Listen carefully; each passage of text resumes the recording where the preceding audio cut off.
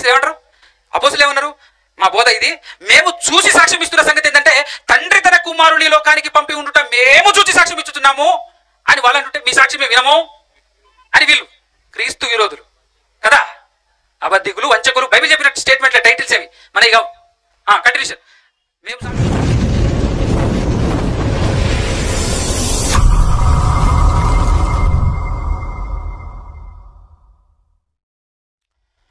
సర్వశక్తిమంతుడు, సర్వోన్నతుడు, సర్వాధికారి అయినటువంటి మన అందరికీ కనతండ్రి అయిన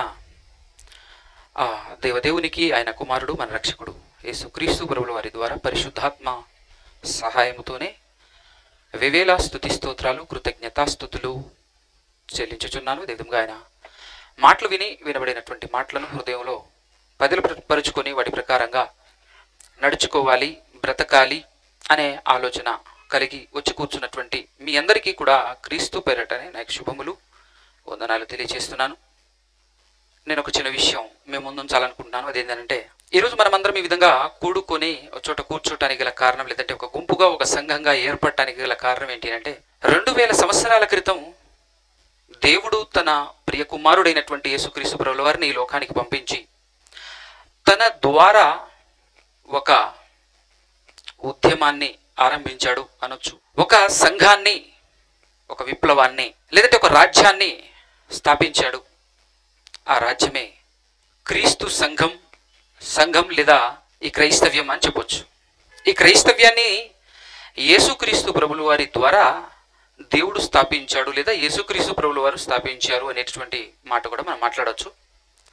అయితే మనం తెలుసుకోవాల్సినటువంటి ప్రాముఖ్యమైనటువంటి మాట ఏంటంటే ప్రియులారా, యేసుక్రీస్తు ప్రభువుల వారు ఈ సంఘాన్ని లేదా ఈ క్రైస్తవ్యాన్ని లేదా ఈ రాజ్యాన్ని స్థాపించిన పునాది, ఈ రాజ్యం ఏ పునాది మీద క్రీస్తు స్థాపించాడు, లేదా ఈ క్రైస్తవ్యాన్ని క్రీస్తు ఏ పునాదిపై స్థాపించాడు, ఆ పునాదిని ఖచ్చితంగా మనం నేర్చుకోవాలి, తెలుసుకోవాల్సినటువంటి అవసరం చాలా ఉంది. కాబట్టి ఆ పునాది గురించి చెప్పి నేను పాఠం ముగించేస్తాను, అంతకు మించి ఏం చెప్పను.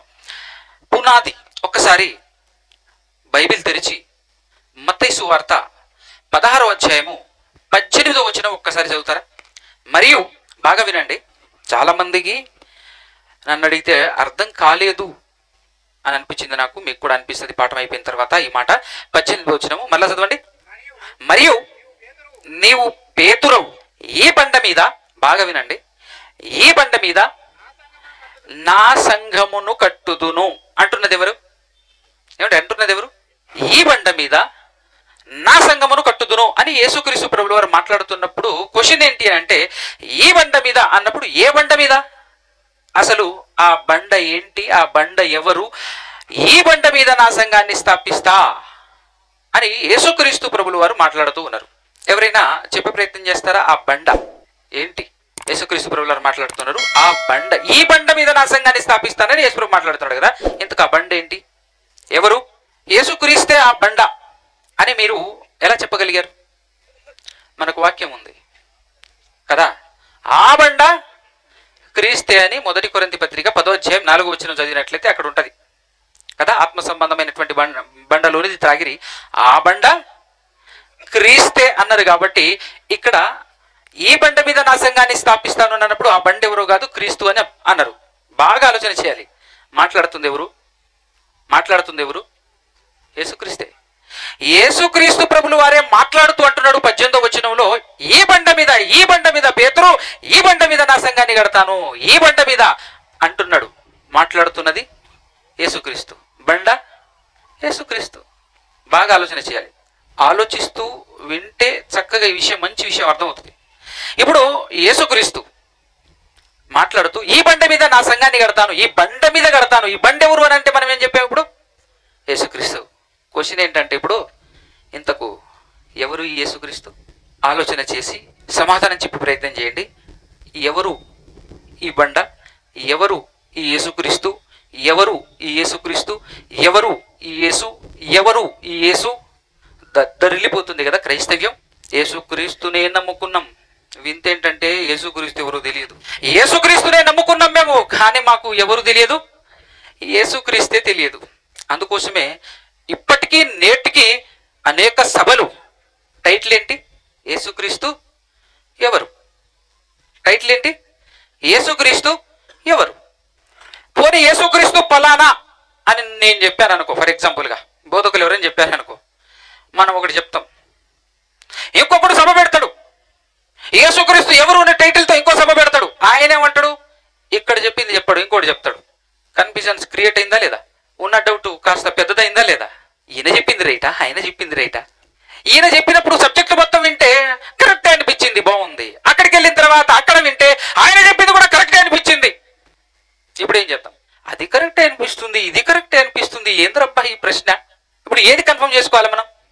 బాగా ఆలోచన చేయండి. ఇక్కడ వీళ్ళు చెప్పారని వాళ్ళు చెప్పింది కొట్టేసి వీళ్ళదే నమ్ముదాం అనే ధైర్యం మనకు లేదు. పోనీ ఎక్కడికి వెళ్ళిన తర్వాత వీళ్ళు చెప్పేది కొట్టేసి వాళ్ళు చెప్పేది నమ్ముదాం అని అనుకుంటే ఆ ధైర్యం కూడా చాలట్లే. ఇప్పుడు ఏం చేద్దాం? అయితే నేను ఒక వ్యక్తిని పరిచయం చేస్తాను. ఎవరు చెప్తే బాగుంటుంది చెప్పండి?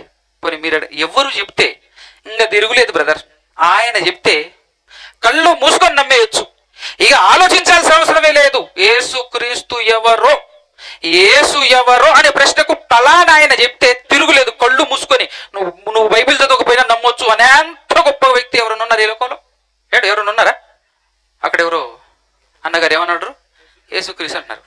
కానీ యేసుక్రీస్తు ప్రభుల వారు నేను పలానా అని చెప్పుకోవటం కన్నా ఆయన పదే పదే చెప్పినటువంటి మాట ఏంటంటే, నా గురించి నేను సాక్ష్యం చెప్పుకోవటం కంటే నా గురించి ఎవరు చెప్తే బాగుంటుంది అని చెప్పుకున్నాడు ఆయన.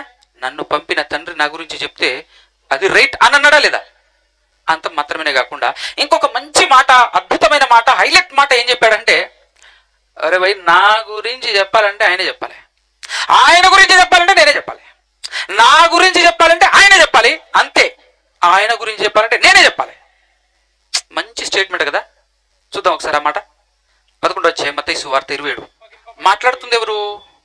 యేసుక్రీస్తు ప్రభువు. ఏమని మాట్లాడుతున్నారు అంటే, సమస్తం, ఇంకేమన్నా ఉన్నది, ఏమైనా ఉండని, సమస్తం నా తండ్రి చేత నాకు అప్పగింపబడి ఉన్నది. తండ్రి కాకుండా ఇంకెవ్వడు కుమారుడి గురించి ఎరుగురు.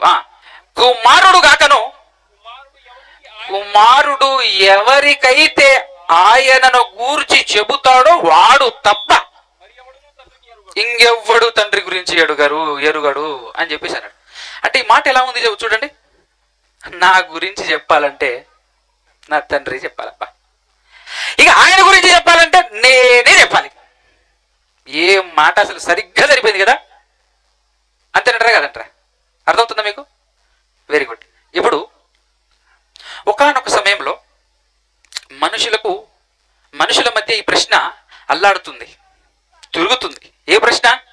యేసు ఎవరు?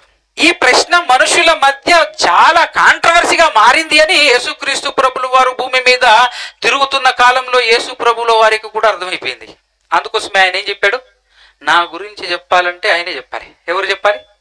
ఆయన్నే చెప్పాలి. ఆయన చెప్తేనే కరెక్ట్. ఇప్పుడు ఆయన చెప్పాడు అనుకో, నోరు మూసుకొని వింటావా లేకపోతే మళ్ళీ ఇంకొక దగ్గరికి వెళ్తావా? మీరు చెప్పండి పోనీ. ఇంకా ఆయన చెప్తే తిరుగులేదు, ఆయన చెప్పాడంటే 100% అని నమ్మే వాళ్ళు ఉన్నారా? ఆయన్ని కూడా అబద్ధికుడిగా చేసి పక్కన తోసేసి వాళ్ళు ఉన్నారా? అట్లాంటి కూడా తయారైపోయారు. ఎందుకంటే ఈరోజు క్రైస్తవుల్లో నేను చూసింది ఏంటంటే, దేవుని కంటే మనుషులు ఎక్కువ నమ్ముతారు. పాస్టరే పెద్ద దేవుడు. ఎందుకో తెలుసా?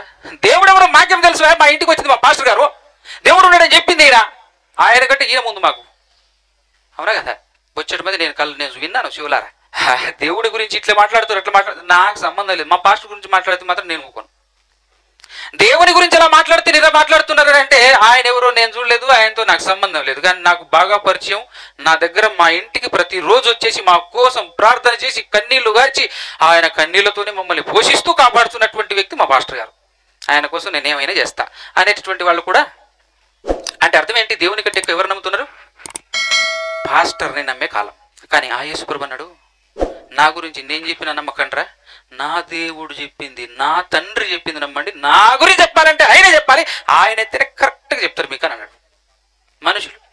మనుషులకేం తెలుసు నా గురించి, మనుషులకి ఏం తెలుసు నా గురించి అని అంటూనే ఒకానొక సందర్భంలో అడిగాడు ఆయన అదే ప్రశ్న. తనతో పాటు తన దగ్గర ఉంటున్నటువంటి శిష్యులందరూ కూర్చున్నప్పుడు, నేను ఎవరని అనుకుంటున్నారు ఈ లోకస్తులు, ప్రజలందరూ అని చెప్పేసి క్వశ్చన్ అడిగాడు. మనందరికీ బాగా తెలుసు. అప్పుడు టకటక సమాధానం చెప్పారు. ఏంటి అంటే, అయ్యా నీ గురించి పలానా పలానా పలానా పలానా ఇలా అనుకుంటున్నారు, అలా అనుకుంటున్నారు, ఇలా అనుకుంటున్నారు అని చెప్పేసి అందరూ చెప్పారు. బాగుంది. అవునా, ఓకే. ఇంతకు మీరేమనుకుంటున్నారు? నా ఎమ్మడి తిరుగుతున్నారు కదా మీరేమనుకుంటారో చెప్పండి అని చెప్పేసి అని అన్నప్పుడు ఎవరు చెయ్యెత్తి ఎవరు మొదటగా మాట్లాడారు, ఏం మాట్లాడారు ఒకసారి మనం బైబిల్లోకి వెళ్ళి చూద్దాం. ఇందాక 18 చదివాం, ఇప్పుడు 16 నుంచి చదువుతాం. మత్తయి సువార్త 16వ అధ్యాయము 16. అంటే యేసుప్రభు ఏం అడిగాడు క్వశ్చన్, దానికి ముందు ఉంటుంది, దానిపైన ఉంటుంది, మనకు తెలుసు కదా. లోకస్తులు రకరకాలుగా అనుకుంటున్నారు, ఓకే, వాళ్ళకి అర్థం కాలే. ప్రవక్త అంటున్నారు కదా, ఇర్మియా అంటున్నారు, యోహాన్ అంటున్నారు, ఏలియా అంటున్నారు, అలా రకరకాలుగా అంటున్నారు. ప్రవక్త అంటున్నారనే ఒక మాట అన్నారు, ప్రవక్త అని కూడా చెప్పొచ్చుగా, కానీ దానివల్ల రాదు, ఏమి ప్రయోజనం ఉండదు. అందుకోసమే యేసుప్రభు ఏమన్నాడు, వాళ్ళకి ఇంకా పూర్తిగా అర్థం కాలేదు, ఇందుకు మీకేమైనా అర్థమయ్యానా, మీరేమనుకుంటున్నారు చెప్పండి అని చెప్పేసి అని అన్నప్పుడు అప్పుడు టక్కున పేతురు గారు లేచి చెప్పినటువంటి మాట ఇప్పుడు చదవండి. పేతురు గారి మాట. అందుకు సీమోను పేతురు, బాగా వినండి, అందుకు నీవు సజీవుడైన దేవుని కుమారుడవైన క్రీస్తువు నువ్వు అనేటటువంటి మాట చెప్పింది ఎవరు? పేతురు గారు చెప్పారు అని నువ్వు అంటున్నావు. పేతురు గారు చెప్పారు అని నువ్వు అంటున్నావు. కానీ ఆ మాట విన్న యేసు ప్రభు ఏమన్నాడు తెలుసా? అబ్బా అబ్బా పేతురు, నీకంత సీన్ లేదయ్యా అన్నాడు. ఏమన్నాడు? నీకంత సీన్ లేదు. ఎవరు చెప్పారో తెలుసా? ఇంత కరెక్ట్గా చెప్పినామంటే నాకు తెలుసు, నా గురించి చెప్పాలంటే ఆయనే చెప్పాలంతే. ఎవరు చెప్పాలి? నా తండ్రే చెప్పాలి. అదే అన్నాడా లేదా? నీ వల్ల ఏమవుతుంది పేతురు? నీకు చెప్పింది ఎవరు? నెక్స్ట్ లైన్ చదవండి. అందుకు యేసు, సీమోను బర్యోనా, అబ్బా నీవు ధన్యుడవు, పరలోకమందున్న నా తండ్రి ఈ సంగతి నీకు బయలుపరిచాడే గాని మనుషులు బయలుపరచలేదయ్యా. అమ్మాయి, మనుషులు బయలుపరిచే ఎట్టుంటుందో మనందరికీ బాగా తెలుసు కదా. మనుషులు బయలుపరిస్తే ఎట్టుంటుందో మనకు బాగా తెలుసు. కానీ దేవుడు బయలుపరిస్తే అది కరెక్ట్ అని దానికి ముద్ర వేస్తుంది ఎవరు? యేసు ప్రభు. ఏమన్నాడు? మంచి మాట. ఈ మాట, పేతురు నీవు ధన్యుడవు, పరలోకమందున్న నా తండ్రి చెప్పాడు. నీకు సీన్ లేదు, అంత సీన్ లేదు. నీకు మనుషులు చెప్తేనో, నీ బుద్ధి పుట్టో, నీకు అర్థమయ్యో చెప్పలేదు. నీకు బయలుపరిచింది మాత్రమే ఎవరు తెలుసా? పరలోకములో ఉన్న నా తండ్రి బయలుపరిచాడు. ఏమని? బాగా వినండి. ఏమని బాగా వినండి, మరలా చెప్పండి, మీరందరూ చెప్పండి. నీవు సజీవుడవైన దేవుని కుమారుడవైన క్రీస్తు అని చెప్పేసి ఎవరన్నారు? తండ్రి ఎవరి ద్వారా పలికాడు, ఎవరి ద్వారా చెప్పించాడు? అదిగో పేతురు, ఆ బండ పేతురు అంటాడు. ఎవరు? యేసుక్రీస్తు ప్రభువుల వారు. ఆ బండ మీద కట్టబోతున్నా నేను అన్నాడు. ఏ బండ? నేను ఒక సంఘం కట్టబోతున్నాను, నేను ఒక సంఘాన్ని స్థాపించబోతున్నాను. అది ఈ బండ పేతురు. ఈ బండ మీద, ఏ బండ మీద? ఇప్పుడు చెప్పండి, అర్థమైందా బండ? యేసు దేవుని కుమారుడైన క్రీస్తు. అదిగో ఆ బండ మీద పేతురు నేను కట్టాలనుకుంటున్నది. నన్ను అపోస్తలుడు అని గుర్తిస్తారు, ఓకే, ఎందుకంటే నేను పంపబడ్డాను కాబట్టి. ఆ బండ మీద కాదు. నా డ్యూటీ పరలోకం వెళ్ళిన తర్వాత ప్రధాన పూజారిని నేను, అంటే ప్రధాన యాజకుడిని నేను. అది నా డ్యూటీ. బట్ నా ఒరిజినల్ ఐడెంటిటీ కాదు అది. అది నా డ్యూటీ. కాబట్టి అలా గుర్తిస్తారేమో. ఆ బండ మీద కాదు నేను సంఘాన్ని కట్టేది. అర్థమవుతుందండి? నేను సంఘాన్ని స్థాపిస్తున్న బండ. పేతురు చెప్పిన మాట ఏంటంటే, నీవు సజీవుడవైన దేవుని కుమారుడు, నువ్వు ధన్యుడవు అని చెప్పిన తర్వాత ఈ సంగతి నా తండ్రి బయలుపరిచాడు. బయలుపరిచిన దాని మీదనే సంఘాన్ని కడుతున్నాను, ఇప్పుడు అర్థమైందా బండ? ఈ బండ మీద నా సంఘాన్ని కడతాను. ఏ బండ? యేసు దేవుని కుమారుడైన క్రీస్తు అనే బండ మీద కట్టబడింది సంఘం. ఏమంటే అర్థమైందా? ఎవరికైనా అర్థమైందండి? పునాది. సంఘము ఏ పునాది మీద కట్టబడింది? యేసుక్రీస్తు స్థాపించిన ఈ క్రైస్తవ్యం యొక్క పునాది ఏంటిది? చెప్పండి, పునాది ఏంటిది? యేసు దేవుని కుమారుడైన క్రీస్తు అనే పునాది మీద సంఘం కట్టబడింది. ఇలా కట్టబడిన ఈ సంఘము ఎదుట పాతాళ లోక ద్వారములో, అది గుర్తించాల్సిన పాయింట్. మరి వేరే పునాది మీద నిలబడితే చెప్పాడు ఒకనొక సమయంలో, గాలి వస్తుంది, ఊగలాడుతుంది, కింద పడుతుంది అన్నాడు. ఈ బండ మీద అయితే గట్టిగా ఉంటుంది అన్నాడు. నువ్వే బండ మీద ఉన్నావు చూసుకో. అసలు నీది క్రైస్తవ్యమేనా చెక్ చేసుకో. అసలు అది సంఘమేనా? పునాదే లేని ఇసుక మీద కట్టుకుని ఉన్నవా? బండ. ఏ బండ? స్థిరమైన బండ. ఆ బండ మీద ఉందా పునాది? యేసు ప్రభు కట్టిన సంఘం. ఆ సంఘానికి పునాది ఏంటయ్యానంటే యేసు దేవుని కుమారుడైన క్రీస్తు అనే బండ. దేవుని కుమారుడైన క్రీస్తు అనే బండ మీద కట్టాడు, సంఘాన్ని నిలబెట్టాడు. ఈ పాఠం నేను ఎందుకు చెప్పాలనిపించిందని అంటే, యూట్యూబ్లో నా ఛానల్ FJCM మిర్యాలగూడ అని చెప్పేసి అందరికీ తెలుసు అనుకుంటాను దాదాపుగా. ఒక సహోదరుడు చాలా మర్యాదగా క్వశ్చన్స్ అడుగుతున్నాడు కామెంట్లోనే అన్ని రిఫరెన్స్ టు రిఫరెన్స్ సమాధానం చెప్పాను. ఆయన దగ్గర క్వశ్చన్స్ ఏమి లేవు, అయిపోయినాయి.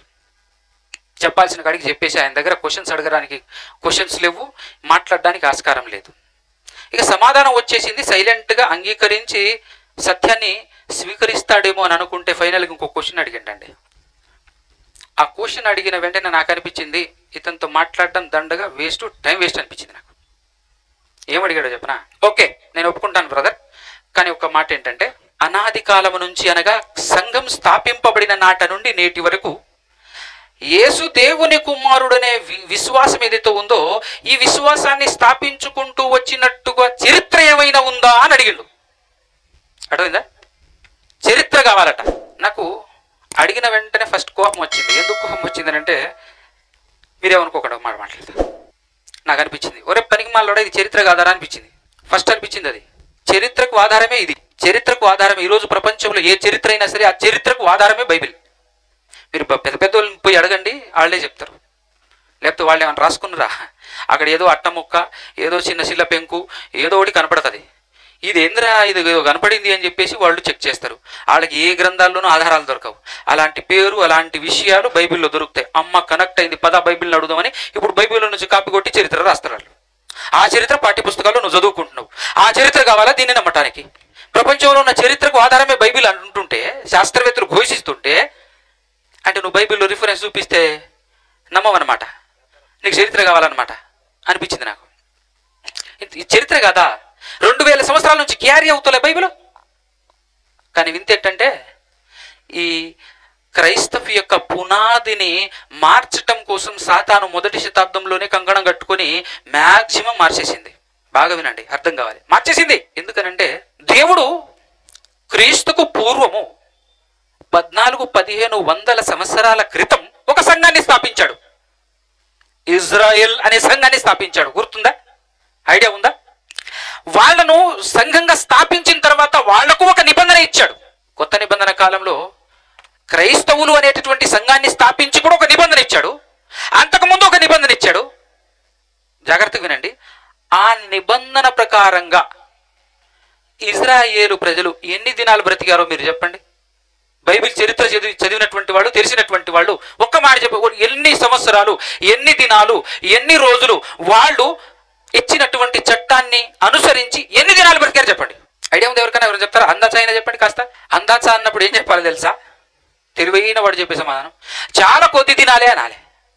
నిజం, అది వాస్తవం. అది చాలా కొద్ది దినాలే అనుసరించారు. ఆ తర్వాత గల్లంతైపోయింది దేవుని పునాది. దేవుడు ఇచ్చినటువంటి నిబంధన గల్లంతైపోయింది. దేవుడు ఇచ్చిన నిబంధన గల్లంతైపోయింది కాబట్టే ప్రజలు పాటించట్లేరు. కాబట్టే అనేక మంది ప్రవక్తలను దేవుడు పుట్టించాడు. లేకపోతే ప్రవక్తలు పుట్టాల్సిన పని ఏందండి? ప్రవక్తల్ని పంపించాల్సిన అవసరం ఏముంది చెప్పు? ఇంతమంది ప్రవక్తలు పుట్టి రావటం, ప్రవక్తలు చెప్పటం. ఎంతమంది ఉంటారంటే ప్రవక్త వెనకాల ఒక ఇద్దరు అంతే. మిగతా వాళ్ళందరూ దొంగలే. మిగతా వాళ్ళందరూ తమ మనసుకు నచ్చినట్టు, తమకు తోచినట్టు నమ్ముకొని బ్రతకటాలే.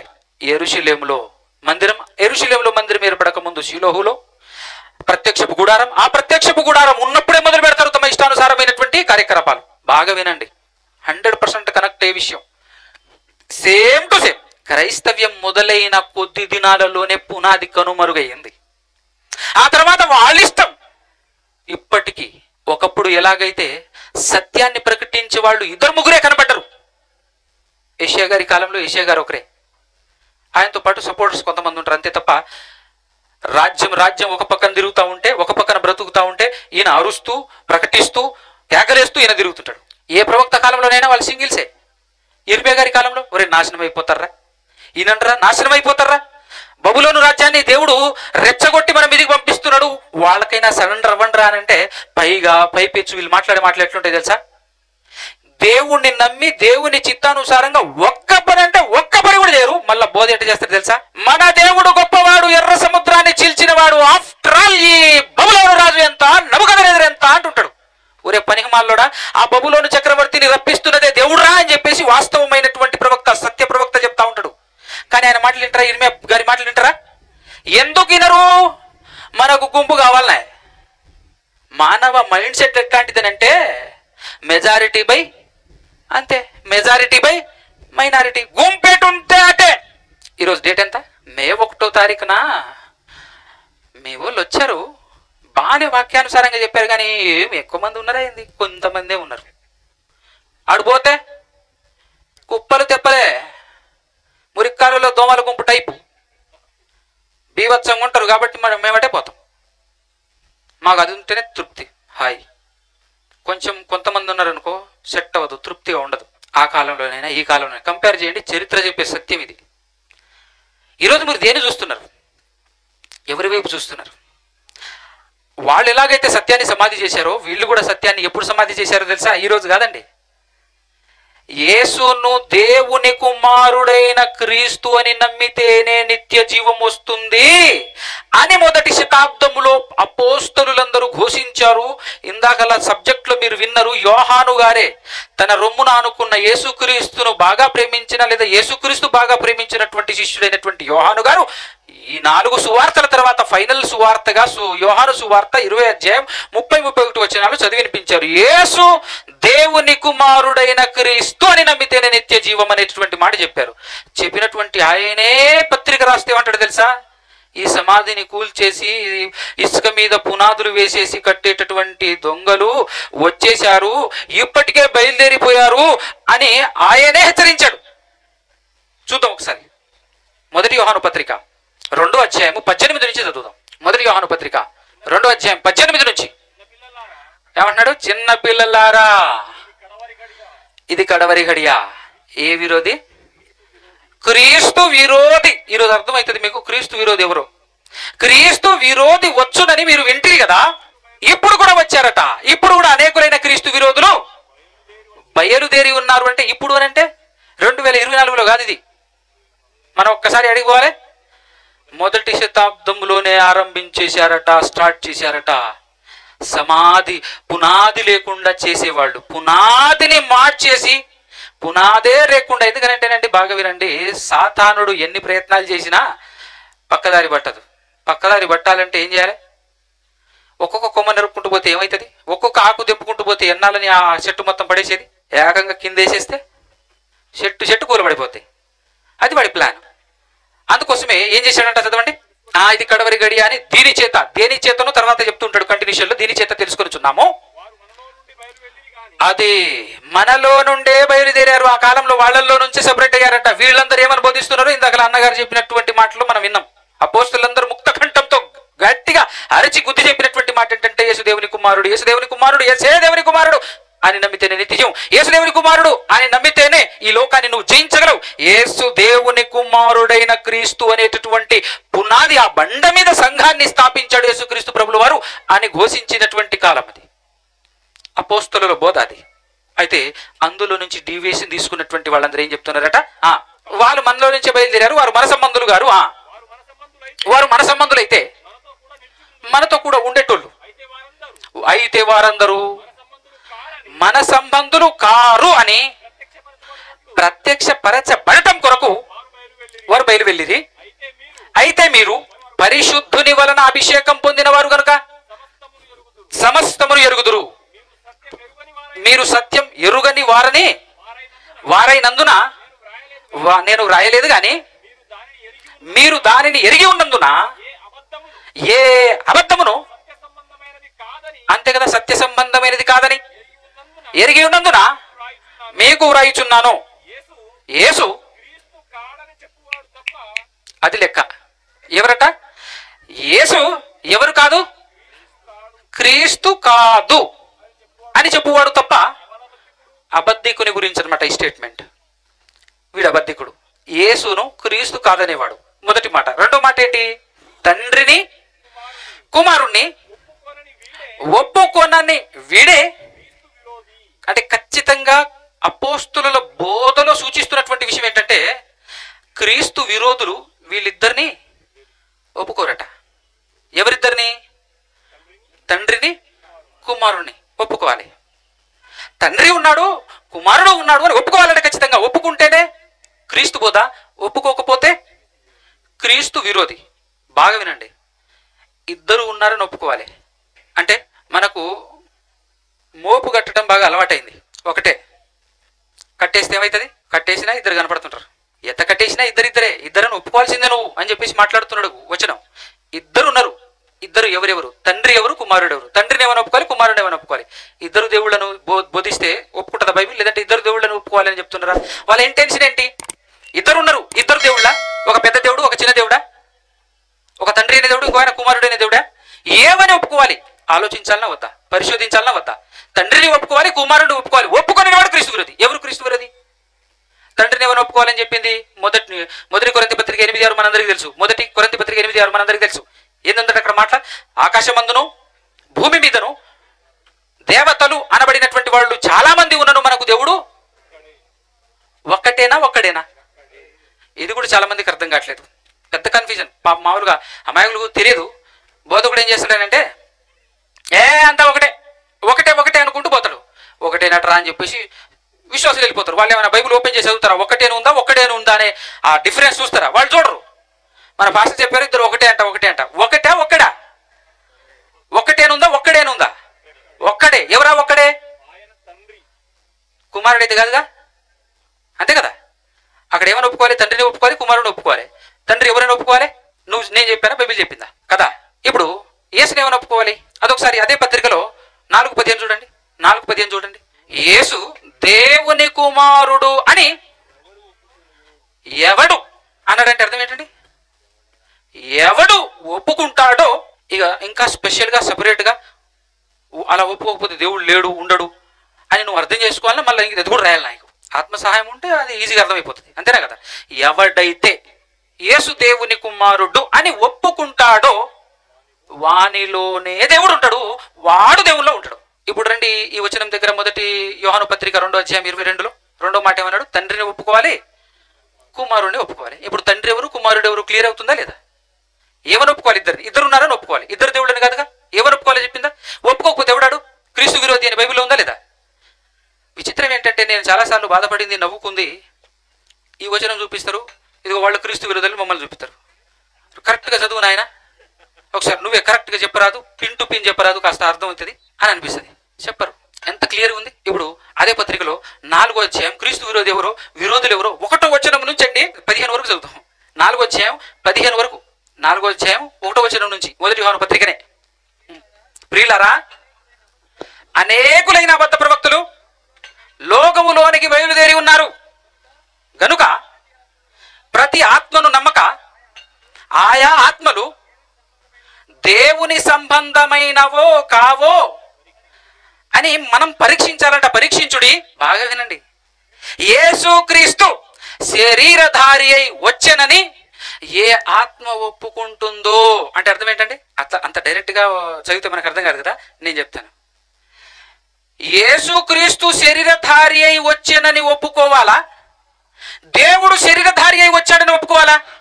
ఉందా లేదా? దీన్ని చూపించేంటాడు క్రీస్తు విరోధులదుగో అని చెప్పేసి మనల్ని చూపిస్తాడు. విచిత్రం. ఆయన ఏమంటుంటాడు? దేవుడే శరీరధారికి వచ్చాడని ఆయన చెప్తాడు. యేసుక్రీస్తు రా బాబు శరీరధారికి వచ్చిందని మేము చెప్తాం. ఇప్పుడు క్రీస్తు విరోధులు ఎవరు చెప్పు? మేమా వాళ్ళ? బైబిల్ ఏం చెప్పింది? యేసుక్రీస్తు శరీరధారిగా వచ్చానని ఏ ఆత్మ ఒప్పుకోదో వాళ్ళు ఎవరట? చదవండి. ఏ ఆత్మ ఒప్పుకొనదో, ఒప్పుకొనును అనుందా? ఆ ఒప్పుకొనునో అది లేక అది దేవుని సంబంధమైనది. ఏ ఆత్మ యేసును ఒప్పుకొనదో అది లేక దేవుని సంబంధమైనది కాదు. ఇప్పుడు చెప్పండి, దేవుని సంబంధులు ఎవరు? దేవుడే శరీరధారికి వచ్చినవాడా అని చెప్పేవాడా, లేకపోతే యేసుక్రీస్తు శరీరధారిగా వచ్చాడు అని చెప్పేవాడా? ఏమండి, ఇక్కడ ఒక్క మాట 2వ పత్రికలో కూడా మాట ఉంటుంది చూడండి. 2వ పత్రిక యోహాను 2వ పత్రిక మంచివాడ 7వ వచనము. అది మరలా చెప్పాడు 2వ పత్రికలో కూడా. యేసుక్రీస్తు శరీరధారి అయి వచ్చేను అని ఒప్పుకొనని. అక్కడ ఒప్పుకుంటే దేవుని సంబంధుడు అన్నాడు, ఇక్కడ ఒప్పుకోకపోతే ఎవరట? వంచకుడు. ఎవరు వంచకుడు చెప్పండి. ఇప్పుడు యేసుక్రీస్తు శరీరధారిగా వచ్చెనని ఒప్పుకొనని వాడు వంచకుడట. నెక్స్ట్, అలాంటి వంచకులు అనేకులు లోకములోనికి బయలుదేరి ఉన్నారు. మొదటి శతాబ్దంలోనే చెప్తున్నాడంటే ఈ రోజు మొత్తం వాళ్ళ దగ్గర విస్తరణ ఆ రేంజ్లో ఉంటుంది. మరి అట్టివాడే వంచకుడును క్రీస్తు విరోధినై. ఇప్పుడు చెప్పండి, క్రీస్తు విరోధి ఎవరు? వచనానుసారంగా మీకు విషయం చెప్తాను. ఇప్పుడు ప్రస్తుతానికి వాళ్ళే క్రైస్తవ్యం, అలాంటి క్రైస్తవ్యమే ఈ లోకంలో ఎక్కువ మంది కనపడుతున్నారు కదా. దానికి బెస్ట్ ఎగ్జాంపుల్ చెప్పనా? పొలంలో దున్నేసిన తర్వాత మంచి విత్తనాలు విత్తేసి ఇంటికి వచ్చేసి 2-3 నెలల తర్వాత ఏది ఎక్కువ ఉంటుంది కదా, గడ్డి ఎక్కువ పెరుగుతుంది, కలుపు మొక్కలు ఎక్కువ పెరుగుతాయి. నువ్వు నాటిన మొక్కలు కనపడవాడా? వెతకాలి వాటిని. ఏం చేయాలి? వెతకాలి. అందుకోసం వెతకాల్సి వస్తుంది సత్య సంబంధుల్ని. దొరకరు. ఎందుకు సత్య సంబంధులు తక్కువ మందో చెప్పనా? ఓ మాట చెప్తాను. ఇక్కడ సత్య సంబంధులు చాలా మంది ఉన్నారు కదా, సత్యం తెలుసుకునేటువంటి వాళ్ళు. పనిచేయరు. ఏం చేయరు? పనిచేయరు. పనిచేసి ఉంటే కలుపు మొక్కలు ఉండేటట్టుగా చక్కగా తాను ఏ పంట అయితే విత్తాడో ఆ పంట కనపడుతుంది. డైలీ వెళ్ళి పని చేసుకుంటే, డైలీ కలుపు మొక్కలు పీకేస్తుంటే. కానీ పని చేయలే. పని చేయకపోతే 2-3 నెలల తర్వాత వెళ్తే నీ మొక్కలు కనపడవాడా? మన అదే జరుగుతుంది మన దాంట్లో. అన్న ఉదయం మంచి పాఠం చెప్పిండు. ఫస్ట్ పాఠం మంచి విషయాలు అర్థమైంది నాకు. అన్న చెప్పిన పాఠం ఒకటైతే నాకు ఇంకోటి అర్థమైంది, అంటే అనుకూలమైందే. అది నేను ఈవినింగ్ పంచుకుంటాను మీ మధ్యలో. సూపర్ ఉంటుంది. దీన్ని కనెక్టివిటీ చేసుకోండి, దీన్ని కనెక్ట్ చేసుకోండి, బాగుంటుంది. మనకు లెంత్ కాకుండా నేను కంటిన్యూషన్ చేసేస్తున్నాను. ఇక్కడ చదవండి, కంటిన్యూషన్ చదవండి, మంచి మాటలు. 2వ పత్రిక, యోహాను పత్రిక 2వ పత్రిక కంటిన్యూషన్. మేము మీ మధ్య, మేము అంటే ఎవరు? అపోస్తలులు. మేము మీ మధ్య చేసినటువంటి కార్యాలను మీరు నెరవేర్చిన కార్యాలను మీరు పోగొట్టుకోకుండా మీరు పూర్ణ ఫలము పొందేటట్లుగా ఉండాలంటే పొందునట్లు జాగ్రత్తగా చూసుకోండి. ఎక్కడ నిలిచి ఉండక, క్రీస్తు బోధలో నిలిచి ఉండకుండా. ఆ కాలంలోనే ఉన్నారనే కదా క్రీస్తు బోధను విడిచి దాటేటటువంటి వాళ్ళు. ఎట్లా మాట్లాడతారు తెలుసా? యేసుక్రీస్తు దేవుని కుమారుడు, నువ్వు అక్కడే ఆగావు, అక్కడే కదా ఇంకా ముందుకు సాగు అంటాడు మనవాడు. ఎక్కడికి సాగాలి? మర్మాలున్నాయి, బైబిల్లో మర్మాలున్నాయి. ఆ మర్మాలు అర్థం కావాలి. పాత నిబంధన చదివితే 2వ యెహోవాగా ఎవరు కనపడతారట? 2వ యెహోవాగా ఎవరు కనపడతారట?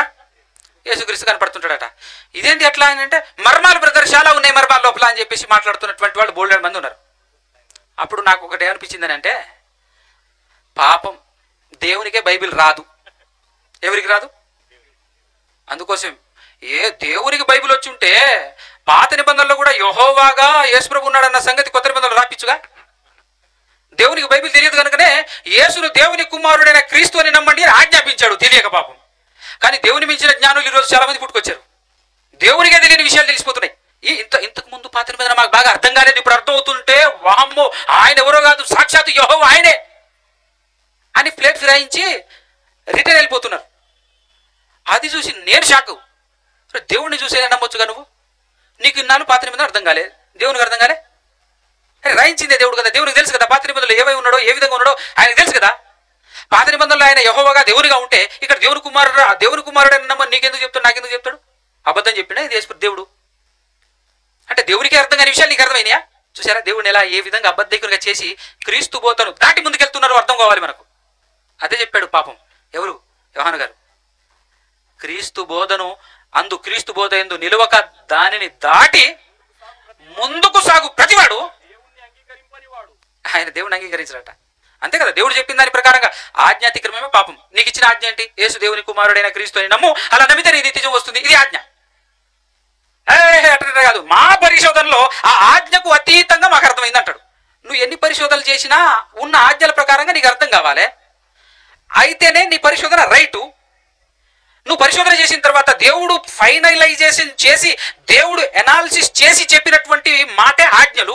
ఆ ఆజ్ఞకు వ్యతిరేకంగా నీకు అర్థమైతే నీ పరిశోధన మురిక్కాలు వెంబడిపడిపోయిందని చెప్పేసి నీకు అర్థం కావాలి. కానీ నువ్వేంటి నా పరిశోధనలో రైట్ అని చెప్పేసి దేవుని పరిశోధన పక్కన దోస్తే నువ్వు దేవుడిని ఏం చేస్తున్నట్టు? నమ్ముతున్నట్ట నమ్మనట్ట? అదే కదా చెప్తున్నది ఇక్కడ. ఏమండి చదువు. ఏ బోధ యందు? క్రీస్తు బోధ యందు నిలిచి ఉండు వాడు. మళ్ళా చెప్పాడు చూడు ఇక్కడ, తండ్రిని కుమారుణ్ణి ఇద్దరిని అంగీకరించారు. ఏమని? తండ్రి ఒక్కడే దేవుడు అని, కుమారుడు దేవుని కుమారుడైన క్రీస్తు అని. ఇద్దరిని అంగీకరించువాడు క్రీస్తు బోధ యందు నిలిచి ఉండువాడు. అది క్రీస్తు బోధ.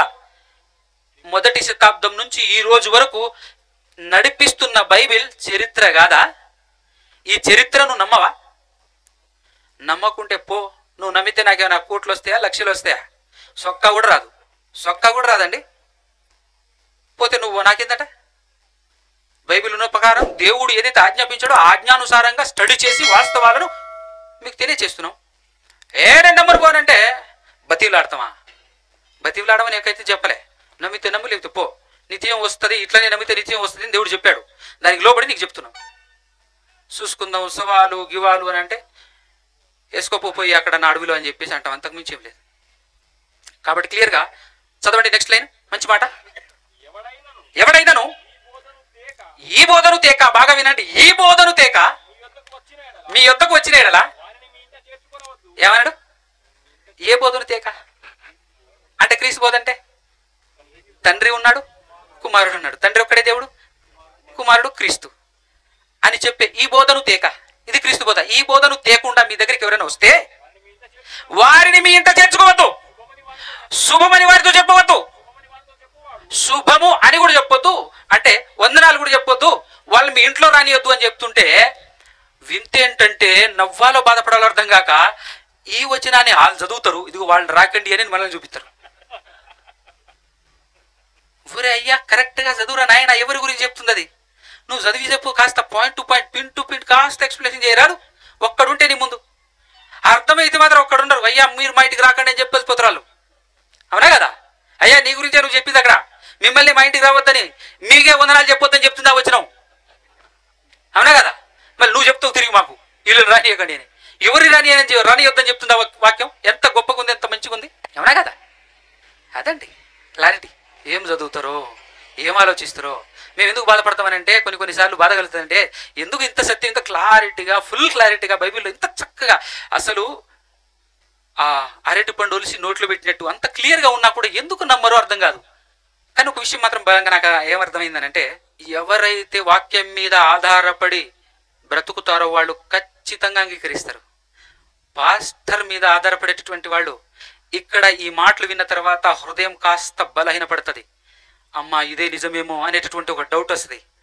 ఇంటికి వెళ్ళిన తర్వాత నీ డౌట్ని దులిపి, చింతకాయలు దులిపినట్టు, రేగి పండును దులిపినట్టు దులిపేసి నిలబడి గట్టిగా ఎస్ దేవుడే అని చెప్పేసి ఆయన గట్టిగా 4 మాటలు మాట్లాడేసరికి మొత్తం దులిపేసుకొని ఇంకోసారి పోనయ్యా అట్లాంటి సభలు బోరిగా కదా ఫిక్స్ అంటే ఎవరు నమ్ముతున్నట్టు? బైబిల్లో లేని విశ్వాసాన్ని నీ హృదయంలో గట్టిపరిచి నేను బలంగా నిలబెడుతుంది ఎవరు? సపోర్ట్ ఇచ్చి వచనం చూపించరు. ఒక్కటి కూడా వచనం చూపించరు. ఎప్పటి నుంచో ఇక్కడ ఉన్నటువంటి అన్నగారు ఎప్పటి నుంచో చెప్తున్నాడు, ఇప్పుడు కాదు, ఈరోజు చెప్పాడా లేదా? ఒక్క వచనం అయ్యా ₹1,00,000 ఇస్తా, ప్రతి వచనానికి 1,00,000 ఇస్తా, ఒక్క వచనం అంటున్నాడు. ఎంత గొప్ప అవకాశం. నిజంగా చెప్పనా? ఒక్క వచనమైనా ఉంటే ఇంత ధైర్యంగా చెప్తారా? ఆలోచించాలి కదా. లేదు కనుకనే మనకి అప్పటికైనా అర్థం కావద్దు మనకు. ఊరి వచనం లేదురా, ఉట్టి వాళ్ళు మాటల వాక్చాతుర్యంతో వాళ్ళ ప్రోద్బలంతో నడిపిస్తున్నారు మనల్ని తప్పించి ఒక్క వచనం కూడా లేదట్రా అన్న సంగతినే గుర్తు రావద్దు మనకు. మాస్టర్లు వాళ్ళ వాక్చాతుర్యంతోనే మనల్ని నడిపిస్తున్నారు తప్పించి వాడే ఒక్క వచనం కూడా లేదట. ఉంటే అంత మాట్లాడతారా? అంత సవాలిస్తారా? ఏమయ్యా మా దగ్గర కానుకలు అడుగుతున్నాం, ఒక వచనం చూపిరా 1,00,000 వస్తాయట అని విశ్వాసం అడిగితే ఎంత బాగుంటుంది పాస్టర్ని. అదా ₹1,00,000 పట్టుకుందాం, ఒక వచనం పెట్ట 1,00,000 ఎంత బాగుంటుంది. ఆ ఒక వచనమే ఉంటే మేము ఈ సభలు ఎందుకు పెడతాం? నిజం అర్థం కావాలి మనకు. ఎంత క్లియర్గా ఉందండి. ఇక మళ్ళీ డిబేట్లా, మళ్ళీ చర్చలా ఏముందని మీ మనసు సాటిస్ఫై కాక ఏదో చేద్దాం, నలుగురు కనబడతాం, లేకపోతే ఇలాంటి వాళ్ళకి శబాష్ బలిపురాళ్ళు ఎవరని వాళ్ళ చేత పూడించుకుందాం అనే తప్పించి ఏమైనా ఉందా? స్టెప్ ఏమైనా ఉందా? ఆధారం? ఎందుకు లేనిపోయిన ప్రయాస? పాఠం అయితే గాలే, ముగిస్తా. ఎందుకంటే మంచి సంగతులు ఉన్నాయి. ఇంకా 4వ అధ్యాయంలో ఎక్కడి వరకు అన్నాను నేను? 15 అన్నాను. మొదటి సువార్త, మొదటి యోహాను పత్రికలో 4వ అధ్యాయము ఎక్కడి వరకు చదివాం మనం? కొంచెం ముందుకెళ్ళండి. చిన్నపిల్లలారా మీరెవరు దేవుని సంబంధులు? మీరు అంటే ఎవరు? యేసు ప్రభు శరీరధారిగా వచ్చాడని అంగీకరిస్తున్న మీరు.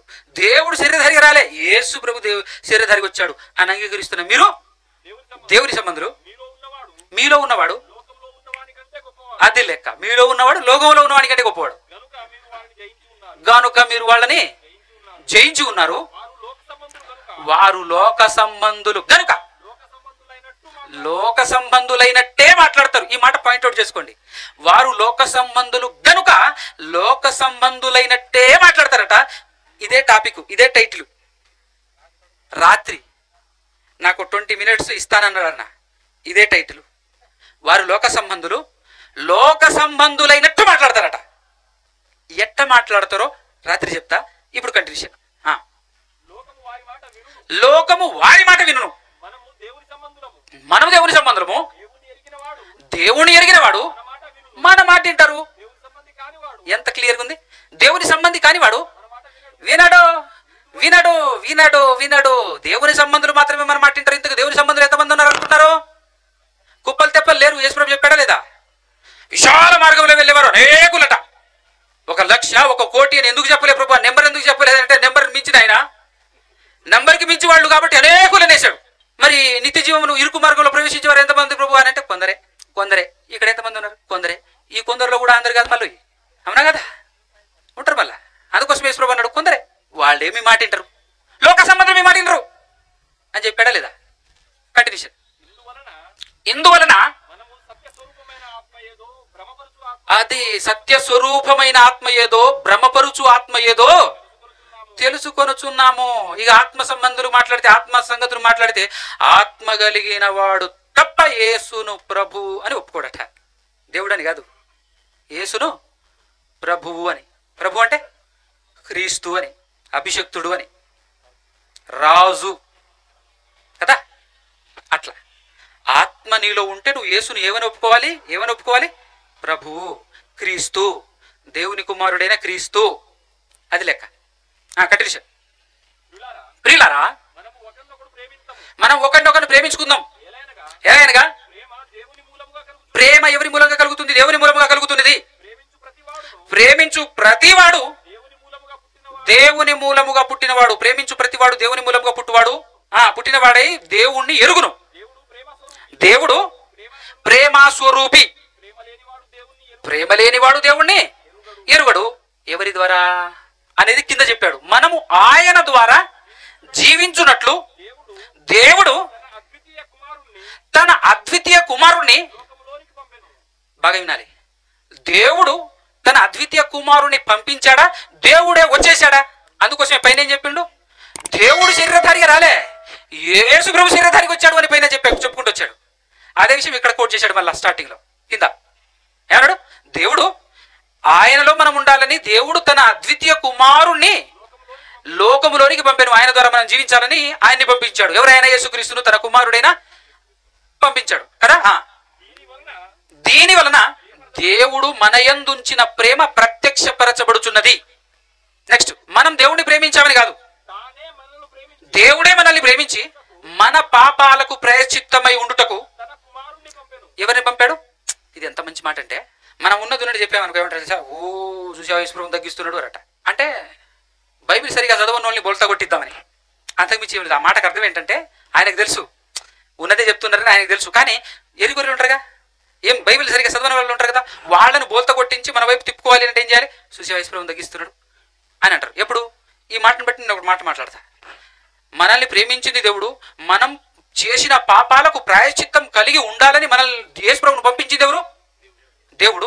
యేసు ప్రభు వచ్చి ఏం చెప్పాడు? నా అంతట నేను రాలా అన్నాడా లేదా?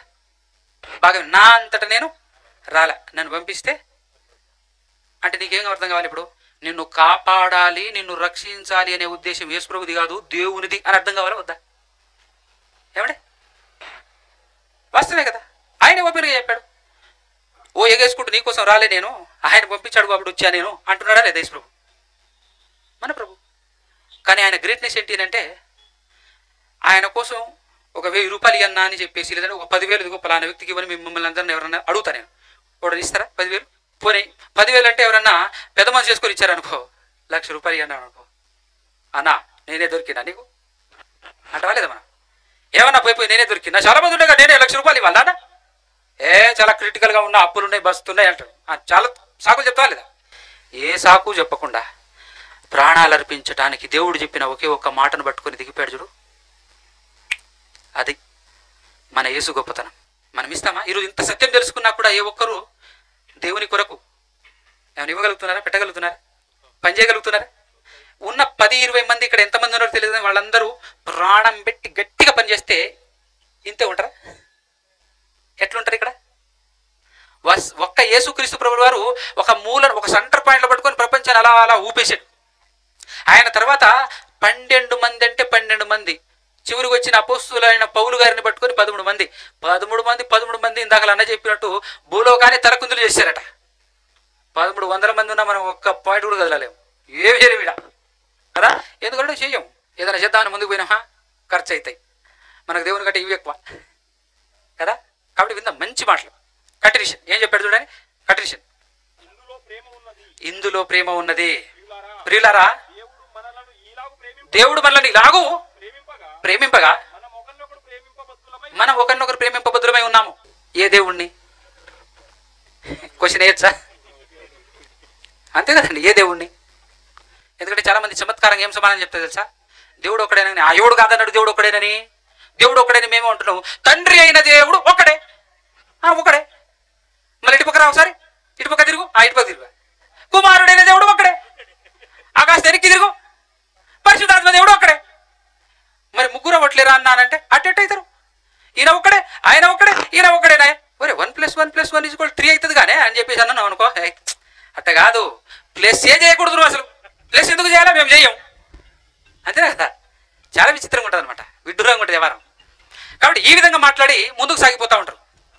కానీ ఇక్కడ ఏమన్నాడు? దేవుడు అంతే. ఎందుకు? ఒకటే దేవుడు. కాబట్టి ఆ దేవుడిని ఏ మానవుడు ఎప్పుడునూ చూచి ఉండలేదు. మనం ఒకరినొకడు ప్రేమించిన ఎడలా దేవుడు మన యందు నిలిచి ఉన్నాడు, సంపూర్ణమగును. దీనివల్ల మనం ఆయన యందు నిలిచి ఉన్నామని, దీనంతటి వల్ల పైనుంచి చూసుకోండి, వీటన్నిటిని బట్టి మనం ఆయన యందు నిలిచి ఉన్నామని, ఆయన మన యందు ఉన్నాడని తెలుసుకొనుచున్నాము. ఏలైనగా అది ఆయన తన ఆత్మలో మనకు పాలు దయచేసి ఉన్నాడు. మరియు తండ్రి తన కుమారుణ్ణి లోక రక్షకుడుగా ఉండుటకు పంపి ఉండుట మేము చూచాము. ఎవరాళ్ళు?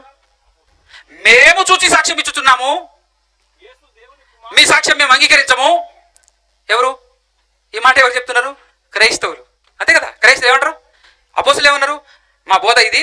మేము చూసి సాక్ష్యం ఇస్తున్న సంగతి ఏంటంటే, తండ్రి తన కుమారుని లోకానికి పంపి ఉండుట మేము చూసి సాక్ష్యం ఇచ్చుతున్నాము అని వాళ్ళు అంటుంటే, మీ సాక్ష్యం మేము వినము అని వీళ్ళు క్రీస్తు విరోధులు కదా, అబద్ధికులు, వంచకులు. బైబిల్ చెప్పిన స్టేట్మెంట్ల టైటిల్స్ అవి మనకి కావు.